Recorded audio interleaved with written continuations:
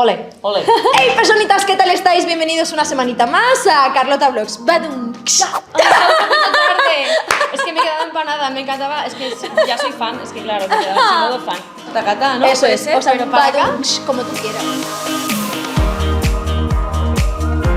Bienvenidos a 10 minutos con Vicky Gómez. Gracias, de verdad. Gracias a ti por invitarme. O sea, este momento es surreal en la vida, ¿sabes? ¿Por No qué? ya por el hecho de que yo empecé a bailar por fama. No vi tu fama, o sea, yo empecé con el de Albert. Iba a Quiero decir, porque tú eres muy jovencita y el mío te pillaría muy peque. Sí, demasiado. Sí. Valoro un montón tu trabajo y que sobre todo el que puedas compartir con nosotros todas esas facetas profesionales para mí y para ellos es un privilegio. Pues de muchísimas verdad. gracias por valorarlo y por traerme, que yo estoy, vamos, nerviosa, feliz qué y guay. ilusionada de poder compartir este ratito contigo y con vosotros. Como sabéis, la sección 10 minutos con pretendo que todo aquel invitado que venga investiguemos otras facetas que no están acostumbrados a hablar en entrevistas, más a nivel profesional, que si admiráis su trabajo, realmente tengáis oportunidad de aprender de ellos, que es básicamente de lo que va la sección.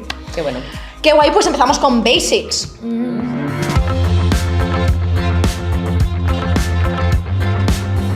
Basics es una sección simplemente Sí. para saber pues cositas de base y no podemos empezar con otra pregunta que no sea quién han sido los 3 bailarines que más te han marcado profesionalmente.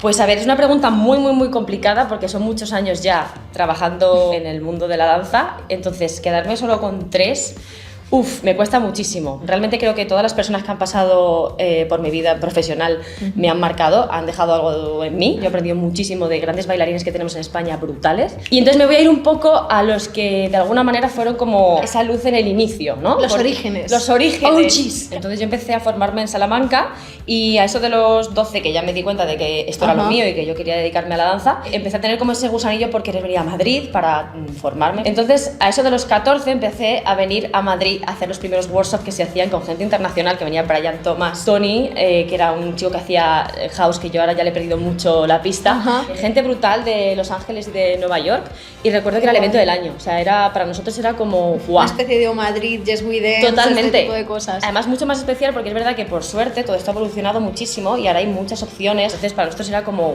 ese momento de absorber, de estar ahí como sin quitarles ojo. De tener información. Mis alumnas se agobian, no, es que soy muy mayor, y yo, tus 14 son diferentes de mis 14. A lo mejor ellas están empezando a bailar con 14. Pero yo cuando empecé a bailar con 14, y no es una forma de hablar, a los 17 Sí. me enteré que había bailarines fuera de España. Fíjate tú. ¡Ah, mica! Claro, ¿entraste en YouTube? No, ¿No? por uno Madrid. ¡Ostras! Entonces, claro, alguien antes de empezar a bailar, no empiezas teniendo que descubrir físicamente. Sí, no es esa búsqueda tan exhaustiva intentando encontrar información. Por ejemplo, nosotros íbamos a los workshops también de Hortos y comprábamos la música porque la música no era accesible, entonces poder tener música de shit. hip hop era como un privilegio. O sea, es que claro, estamos hablando de dos momentos súper diferentes, ¿no? Qué fuerte. Volviendo un poco a esos referentes, yo con 16 me vine a vivir a Madrid, hice las pruebas para el Conservatorio de Danza. ¡Ostras! Sí, yo vine un poco engañando a mi familia, tengo que decirlo, tengo que admitir que vine diciendo, bueno, para cuando tenga 18 yo así voy viendo cómo son las pruebas y así ya como que me voy preparando. Ostras. Pues yo vine, hubo la suerte de que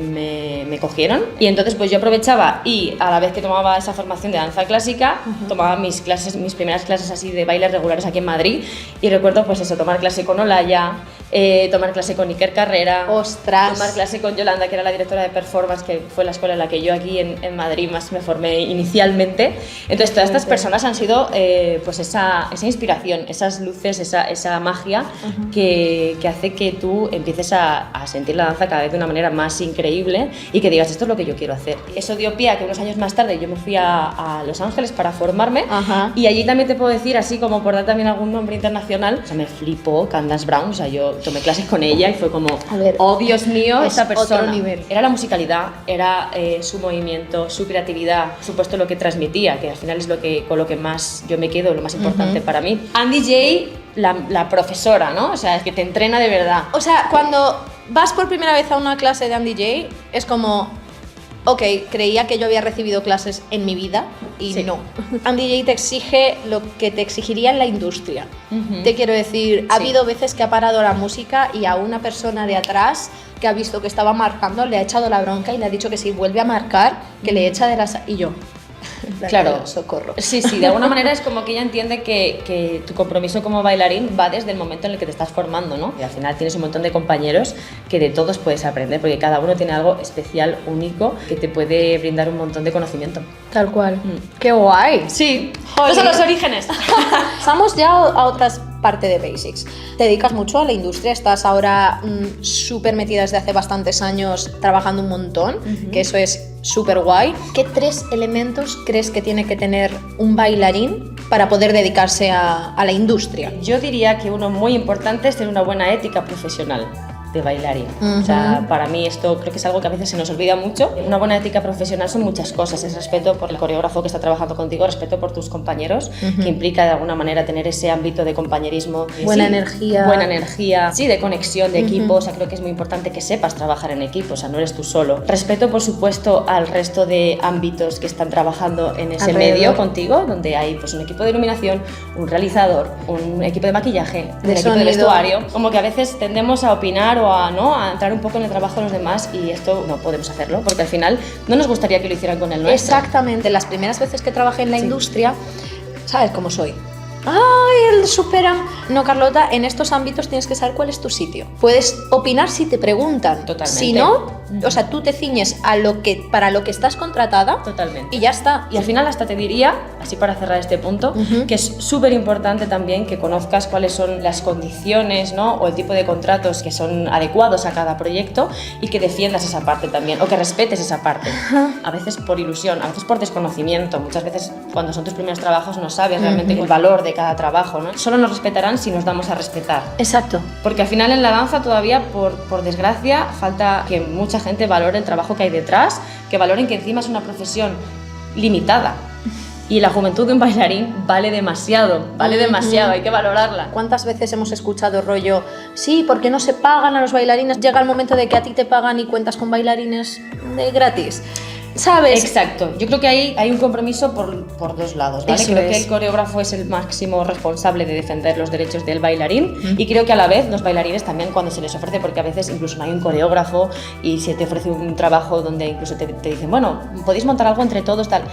Bueno, hay que entender... Eso ya es otro trabajo aparte. Totalmente, hay que entender que coreografiar tiene un valor, y tú como bailarín también creo que tienes la responsabilidad de no aceptar trabajos que no estén remunerados. Ya no te digo lo que nos gustaría, sino que por lo menos sea algo digno. Pero debería hacerse un convenio ya, necesitamos estar más unidos, creo. Sí. Simplemente así como enumerando así rápidamente, la ética profesional conlleva varios aspectos, y yo desde luego siempre voy a trabajar y quiero trabajar con gente que cumpla ese mínimo.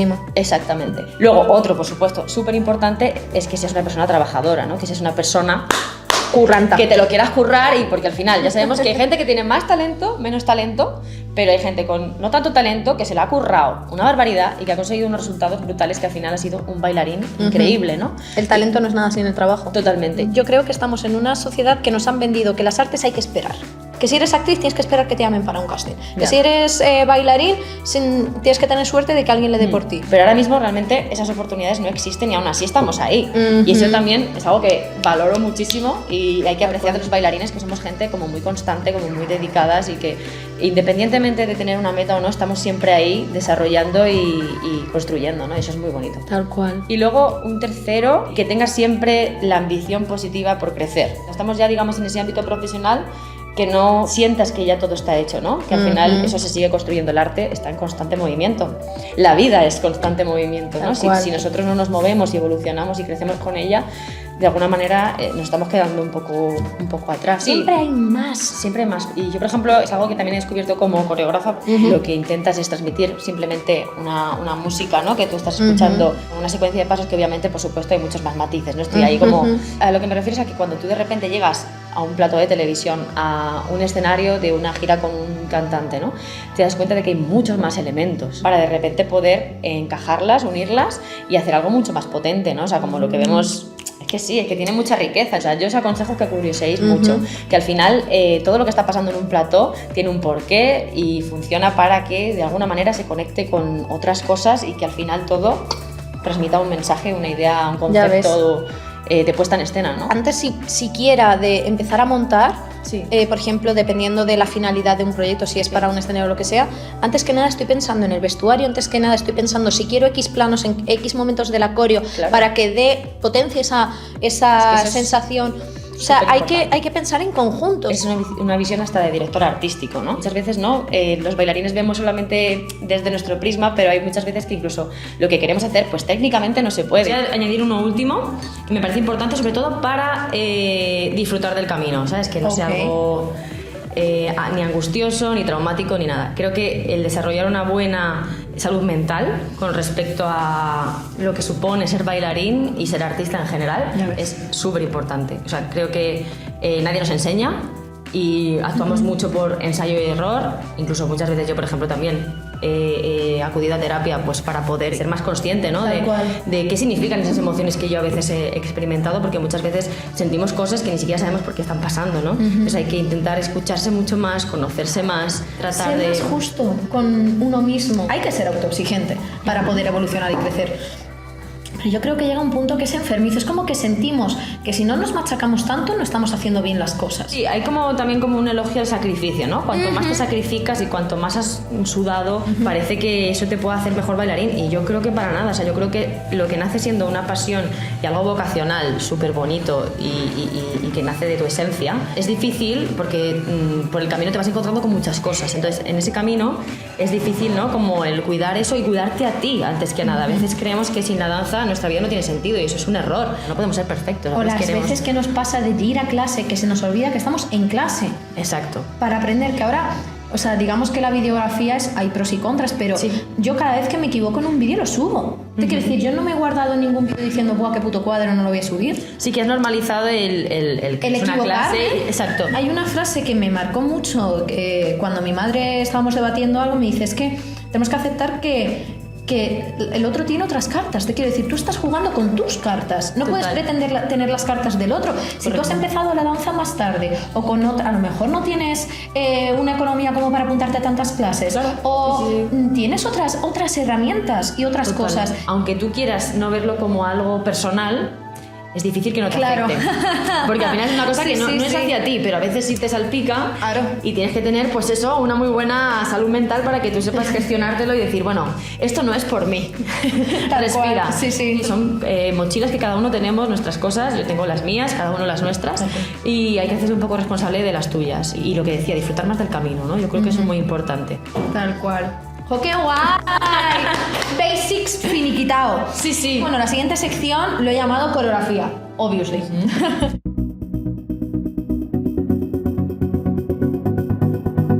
Tenía que ser de coreografía la sección contigo, porque es verdad que has trabajado de bailarina durante muchos años, estuviste en Fama. Bueno, quien no sepa qué es Vicky por Fama, puede por favor cerrar el vídeo, buscarlo y luego volver. Gracias. Exacto, y eso quiere decir que seréis muy jóvenes. Quería hablar sobre procesos coreográficos para toda aquella persona que diga, hostia, a mí me gusta coreografiar, pues vamos a hablar de eso. Vamos a hablar de ello. Perfecto. Vale, pues empezamos con acompañamiento de artistas. Vale.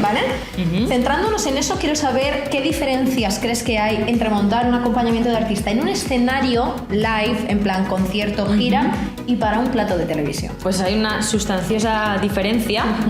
Y es que cuando tú trabajas en un escenario donde no hay un soporte audiovisual, sino que lo que estás haciendo es ofrecer un espectáculo en directo para un público presencial, tu único foco, tu única dirección a la hora de crear tiene que ser ese público. Obviamente puedes jugar igualmente con otros factores, como puede ser la iluminación, como puede ser una escenografía en el caso de que la haya, y por supuesto el trabajo que puedas desarrollar con tus bailarines y lo que puedas incorporar al artista, dependiendo de qué artista estés trabajando. Pero por ejemplo en televisión lo que es radicalmente diferente y que a mí tengo que decir que me encanta es el trabajo con la cámara, ¿no? Es la realización. O sea, yo creo que otro de los elementos que puede transmitir muchísimo a la hora de hacer una puesta en escena es el trabajo de la realización, el tipo de planos que vamos utilizando en según qué momentos de la puesta en escena para contar esa historia, para contar ese mensaje que queremos contar con esa actuación. Entonces a mí por ejemplo me encanta la Steadicam, trabajar con la Steadicam cuando se puede hacer, porque es verdad, es que claro, para mí un plano en movimiento donde puedes hacer aparecer personas. La cámara forma parte de la coreo. Totalmente, esa es la frase, muy bien. Sí. Tal cual. Así un buen videógrafo de danza, que suelen ser bailarines, es aquel que sabe cómo moverse contigo, que se aprende la coreo contigo. Exacto. Aparte de eso, por ejemplo, en Operación Triunfo teníamos una Skycam también con la que... Eso es la de arriba, sí, ¿no? la de arriba, la que se va moviendo, entonces te puede hacer también unos cenitales con ella, que también es algo que, ¿no? Como cambiar un poco la perspectiva y no, por lo que decía, ¿no? Cuando hacemos una actuación para un público presencial, nunca vas a poder tumbarte en el suelo porque ese público no va a poder disfrutar de nada que tú crees en el suelo, ¿no? Claro. Pero en cambio, si tienes un plano cenital, sí que puedes construir algo que empieza en un plano cenital, pero que se mueve y coge otra dirección, ¿no? ¿Cuál es tu proceso creativo a la hora de montar? Es decir, ¿qué herramientas utilizas? ¿Cómo empiezas y dices, venga, vamos al lío? saco? Sí, pues mira, lo primero, y muy importante para mí, es saber para qué artista estoy trabajando. Si trabajas con alguien que de repente, pues yo qué sé, si es bailarín o no es bailarín, pero tiene la capacidad, ¿no?, de poder estar mucho más insertado dentro de la coreografía, conocer sus virtudes y sus defectos, no defectos, sino sus pequeñas carencias. Sus limitaciones. Sí, sus limitaciones. Y al final lo que se trata es de favorecerle en todo momento y que esa persona saque lo mejor, saque su potencial, ¿no?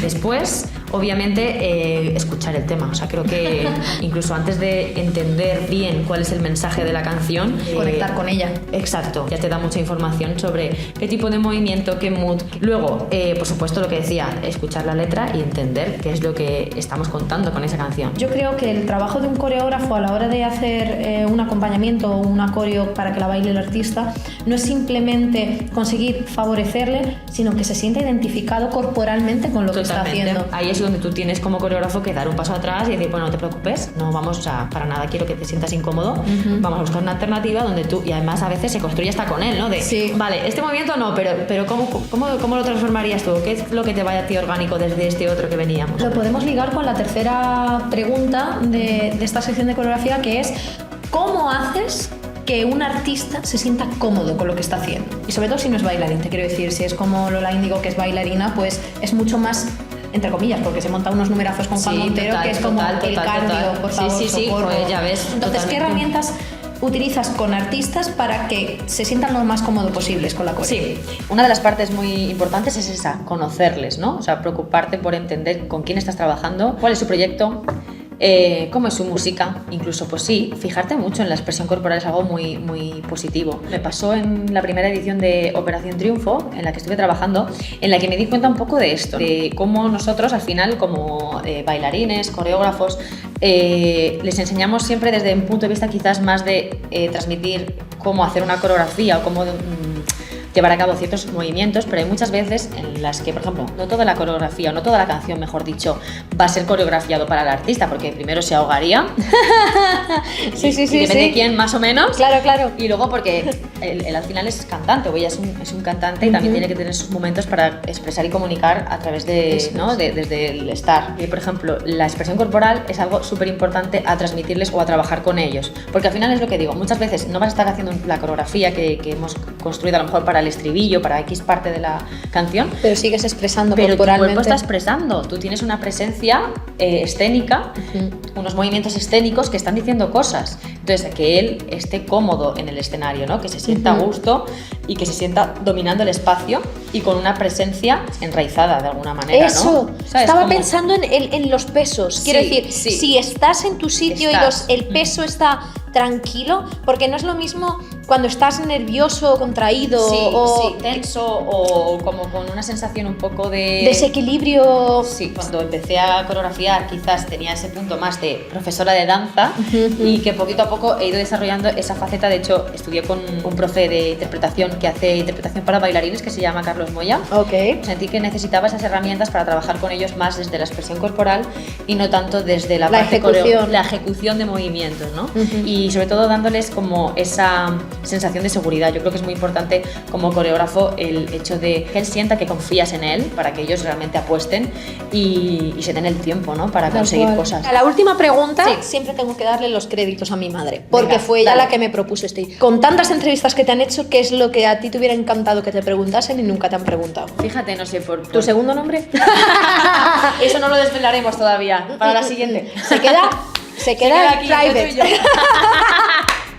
Te voy a proponer una que se me viene a la cabeza. ¿Qué es lo que has sacrificado o qué es lo que has perdido en el camino o has elegido. Odio Cosas elegir. Sí, yo también, soy muy indecisa. Llegó a un punto en el que me daba ansiedad elegir entre croquetas o empanadillas para cenar. Ostras. Entonces, Sí, sí. sobre todo porque es tomar las riendas, es ser adulto, el elegir es Responsabilizarte de ti y de tu camino. Sí, totalmente. Complicado. Es complicado. Y con los años cada vez lo más. ves más claro. Porque al principio quizás te puede tanto la pasión, la ilusión que tienes por hacer de la danza tu vida, que realmente no eres tan consciente de las cosas que sí que estás dejando atrás, ¿no? Para llegar a alcanzar ese sueño. Que no lo cambio, porque yo he sido muy feliz y soy muy feliz dedicándome a lo que me dedico. Pero es verdad que dices, pues a día de hoy lo compensaría más. Entonces, pues por ejemplo, yo, como te comentaba antes, a los 16 me vine para Madrid para estudiar, entonces ahí ya fue la primera renuncia. La familia. Exacto, dejas a tu familia, dejas a tus amigos, dejas la vida que conocías para iniciar una nueva que realmente no sabes cómo va a ir, que por suerte ha ido muy bien y ya digo, me ha hecho muy feliz y no lo cambiaría. Yo, por ejemplo, compaginé el conservatorio de danza con el instituto, iba Sí. por las tardes. Y Que además hay un convenio maravilloso para los Exacto, conservatorios. Eso es, exacto. También renuncié a eso, a tener una adolescencia, entre comillas, normal, porque yo ya estaba tan enfocada en que esto era lo que yo quería hacer, que a mí ya me iba bien porque yo lo disfrutaba. Pero sí que es verdad que es una renuncia que haces a tu vida personal. Y un poco yo creo que es eso lo que más destacaría. Y al final, pues con los años te das cuenta de que no lo cambiarías por nada, pero sí que ahora yo por lo menos busco la balanza. Claro. Y quiero que mi vida personal, y de hecho a día de hoy mi vida personal es mucho más importante que mi vida profesional. Siempre lo ha sido, pero quizás mis actos a veces no han sido tan coherentes con eso, porque es un poco difícil a veces ser siempre, ¿no? Como súper coherente y súper... Sí, y sobre todo porque nos apasiona tanto lo que hacemos, que es como te propones, sí, venga, voy a pasar más tiempo con mi gente, pero alguien te dice, oye, hay una grabación, venga, vale, y ya no sabes decir que no. No. Hace falta estar tan metida, yo creo, en la danza para luego encontrar ese equilibrio, ¿sabes? Sin llegar a ser tóxico, quiero decir, no obsesionarse tanto como que no veas a tu familia nunca o a tus amigos nunca, evidentemente. Claro, total. Pero sí que creo que hace falta ese primer motor de quiero hacerlo todo para que luego tengas unas bases más tranquilas. Seguramente sí, seguramente las personas aprendemos por ensayo y error y necesitamos vivir las cosas para entender cuáles son las que a nosotros realmente nos van a hacer felices, ¿no? Tal cual. Entonces, yo creo que es súper natural. De hecho, no conozco a ningún bailarín que durante su etapa inicial de sus 20 no fuese como, es que yo sin el baile no soy nada, ¿no? Tal es que cual. es Pero mira la normal. frase que has dicho, para que se lo quede la peña. Su fase inicial de los 20. Como yo vuelvo a escuchar a otra niña de 14, 15 años, que es vieja ya, Por favor, con 14 por favor. años tenéis toda la vida, o sea, toda la carrera por desarrollar, primero para formaros y después para vivirla, por favor. Vamos a pasar a la elección. Uy, a la elección. Ya no sé lo que digo. A la sección Fun Round Elige. Creo que la he titulado así. Nunca me acuerdo de los títulos de las secciones que hago. Bueno, da igual, cabecilla dentro. Ahí está.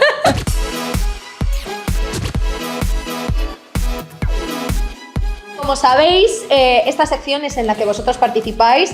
Para poder participar en las siguientes tenéis que seguirme en redes sociales. You know, spam, había que hacerlo. Okay. Y entonces les he preguntado a los seguidores que te hagan elegir entre dos cosas. Venga. O sea, yo me tengo que preparar también porque Sí. no quiero que te lo pienses en plan pa. Uy, con lo indecisa que yo soy. Como no venga. hemos dicho que elegir es fácil, ¿verdad? Exacto, pues nada, me dais a elegir, estupendo, gracias. ¿Estamos listos? Estamos listos. Ok, 3, 2, 1. Leer la mente o sentir las emociones de otro. Sentir las emociones de otro. El don de cantar o el don de tocar todos los instrumentos. Instrumentos. Profe o alumna. Alumna. Querer o que te quieran.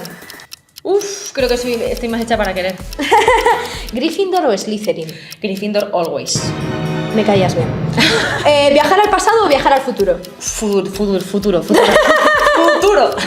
Esta me la han preguntado un montón. Sí. ¿Ser bailarina o coreógrafa de un proyecto? Es que no puedo, me matáis intensamente. Ay, Dios, es que estoy en un momento en el que necesito las dos cosas. Me vais a perdonar esta de... No puedo elegir, venga, una, Ok. ¿eh? El comodín El comodín, venga. ¡El comodín! La has usado, no puedes usar más comodines. Ok. Fama, bailar o OT.